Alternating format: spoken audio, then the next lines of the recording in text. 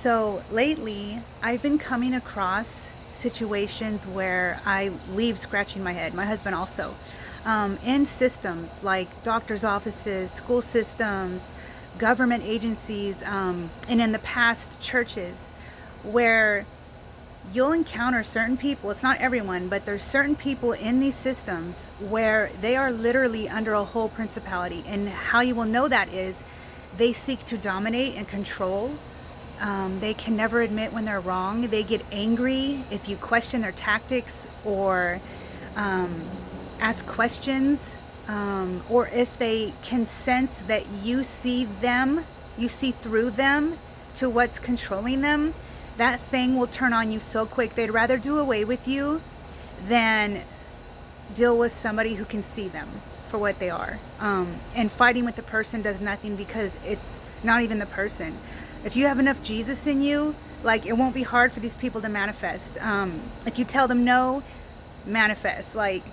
And these principalities, they fall on people in these systems and they plant them there in churches and government agencies, in your local doctor's office even. You ever seen a doctor manifest? Yeah, we have. And it's because they want to squeeze out anybody who's not an Ahab, right? Ahab in the Bible was controlled by his wife Jezebel. Look it up if you don't know the story. Jezebel and Ahab. Every Jezebel needs an Ahab. And so when you're dealing with this kind of spirit, you have to seek God for creative strategies, because fighting with the people will only bring you out into your flesh, and that will weaken you spiritually, and they will love it. They will love to, they'll fight with you all day and you'll never win. You'll never win.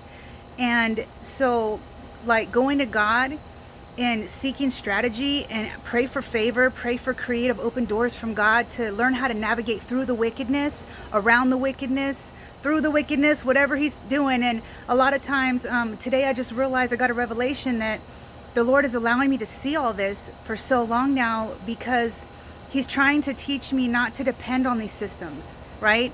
Because our dependencies on systems is a huge idol in the American church. Like, some people in church don't even know how to go to God for themselves because they were raised by these dominating principalities that were set up.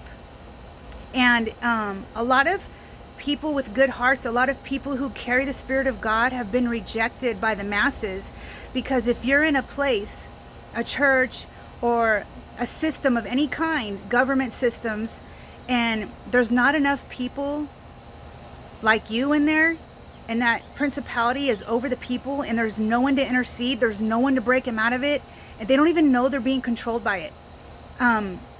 My husband literally just got, like, manifested on by this doctor because he asked him a question, and my husband had to, like, leave the office because the guy was so angry at him for no reason, just because he was showing him and correcting him in a place where he was wrong, right? Those kind of people, they don't want anyone who thinks for themselves. They don't want anybody bringing truth to any of their lies or manipulations, because the tactic is to push out anybody like that so they can establish, like, evil, so evil can spread. So these systems, which it's already badly infested, every system you could think of in America, there's an infestation of these principalities just taking up and setting up shop. And people with the Spirit of God, they'll find themselves being weary. That's why it's so important to pray. Like, if you belong to any church, it's so important to find one or two people to pray with, intercede for the church, intercede for the leaders, intercede for the congregation, because these things try to slip in and take dominion. And the only way it won't take dominion is if there's enough people with the Spirit of God seeing it for what it is, right? Because you can be mean to one or two people, and you can punk one or two people, but you get a group of people who are hearing God, hearing his voice, pressing in against that spirit's gonna flip out and leave, or that person's gonna get delivered. So either way, pray, you guys, because it's everywhere, in every single system, the churches, the governments, the schools. Oh my gosh, don't even get me started on the schools. It's bad. And our only hope is to Just get stronger in Christ. Don't depend on the systems. When it seems like there's closed doors, when it seems like you can't get what you need, remember who our source is. Because if we don't remember who our source is, we will feel hopeless, discouraged. We'll feel like there's no one to turn to. We'll feel like even God's not helping us, which is not true. So I think he's trying to teach his people in this season not to depend on these systems, but depend on his voice and to learn to walk in the Spirit. So I just wanted to share that because it was just like a revelation for me today. Like, I've been getting so frustrated, over medical care, different things I'm trying to navigate through, government systems, foster agencies, like all this stuff. It just seems like you can't ever win. And today I got the revelation of what exactly is going on behind the scenes. And now I feel like empowered, like, okay, it's spiritual.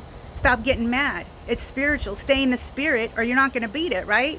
So God bless you. Have a beautiful day. And let's be empowered.